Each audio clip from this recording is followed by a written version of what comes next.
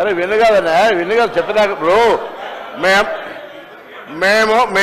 మేము sub committee చైర్మన్గా ప్రజల ముందు ఉంచినాము. దానికి న్యాయపరంగా శాసనసభలో ప్రజాస్వామిక విలువలుగానే శాసనసభలో ప్రభుత్వం తరఫున పెట్టినాము. మీరు ఇట్లప్పుడన్నా మీరు వెబ్సైట్లో పెట్టామని చెప్పి మీరు ఊరికేనే మాట్లాడదు. ఎవరికైనా వెబ్సైట్లో అందుబాటులో ఉండే ఆ ప్రభుత్వం మీరు దాని తదుపరి లేకపోతే ప్రభుత్వం ఆనాడు ఉన్న అధికారులు ఇవ్వాలని ఉన్న అధికారులు కదా స్టేట్మెంట్ ఇప్పేది. ఎప్పుడైనా ఎస్కేఎస్ సర్వే పబ్లిక్ డొమైన్లో చట్టబద్ధత కలిగి ఉండేదా దాని గురించి మాట్లాడేటువంటి సందర్భం అవసరం లేదా? 2011 జనగణన ఆనాడు బీసీలది లేదు. బీసీలకు సంబంధించిన జనగణన చేయాలని అందరి ఆలోచన జరిగింది. దానికి సంబంధించి సర్వేలు సహకరించకుండా దీని గురించి మాట్లాడితే దానికైతే అర్థమే లేదు.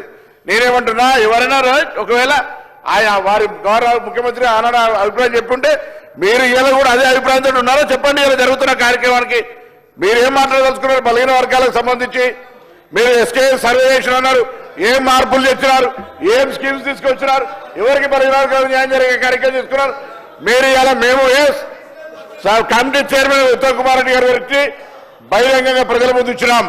ఇవాళ సభలో వస్తూ ఉన్నాం. 42% రిజర్వేషన్ల కొరకు చట్టబద్ధత తీసుకొచ్చి కొట్లాడదాం. బరాబర్ మేము పారిపోతూ ఉండలేం. 42% పార్టీ పరంగా అడుగుతా ఉన్నాం. ఇక్కడ కూడా న్యాయబద్ధంగా చట్టబద్ధంగా పెట్టాలనే ఆలోచనతోనే ఉన్నాం కదా. ఇలా మేము ఎరగ పోదలేం కదా. మార్గదర్శకత రోడ్ మ్యాప్ ఇవ్వని అడుగుతుంటే రాజకీయం చేయడానికి ఉపయోగించుకుంటే వెళ్ళాము.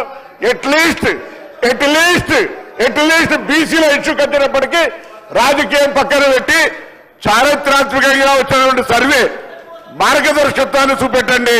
బలహీన వర్గాలకు రోడ్డు మ్యాప్ ఇచ్చే విధంగా రాజకీయ పార్టీలు వ్యవహారం చేయాలని ఆకాంక్షిస్తాం. అధ్యక్ష పాయల్ శంకర్ గారు.